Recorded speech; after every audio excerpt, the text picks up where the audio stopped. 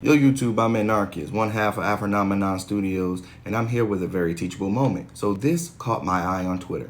Hey, your RC reminds me of shut up, shut up, shut up, shut up, shut up. I'm sure most artists have heard the latter. However, this is what caught my eye. Hey, your OC reminds me of insert character. Well, yeah, that character was one of my inspirations. This is a pro response, couldn't have said it better myself. That being said, question, what if that wasn't true?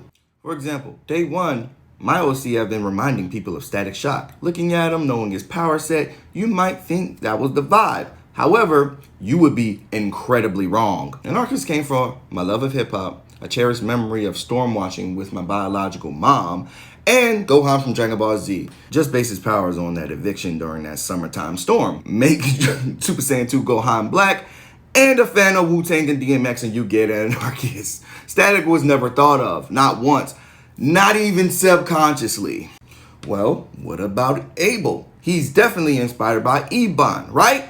Right? Nope. I can see why you would say that with his skin being pitch black and him seemingly having shadow powers. However, Abel comes directly from me being roasted every day in elementary and middle school. They said I look like the basement at midnight. It got to a point I was fighting a lot, and it took for my guidance counselor to tell me that my melanin was what makes up the universe. That my melanin absorbs energy like black matter and black holes. That black is the most powerful and the most beautiful. My literal first thought was, I'm going to make a character who's so black he's powered by it. No, let me come clean. My first actual thought was, let me make a character who's not hurt by a Kamehameha wave.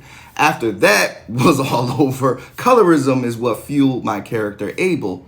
I had forgotten Ebon by that point, and while I did watch Static, it wasn't religiously like Dragon Ball Z. And even so, I made it a point to make sure that all my characters represented something or someone. For example, Eva, my character. Just the other day, someone pointed out that she looks like Poison Ivy. Well, her color scheme comes from a black sorority, the AKAs. If you know anything about the back test, you might be able to understand or guess what she represents. Her powers also come from the AKAs. I mean, pink and green, flowers, nature.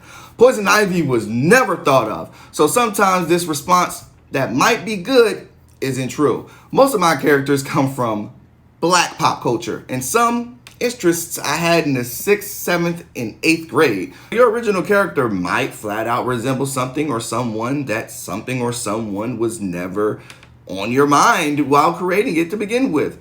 To keep from yelling though, sometimes I just go with it. However, most of my characters, it's not true, except for Jose. He's definitely like a sexy Latin Obi-Wan Kenobi.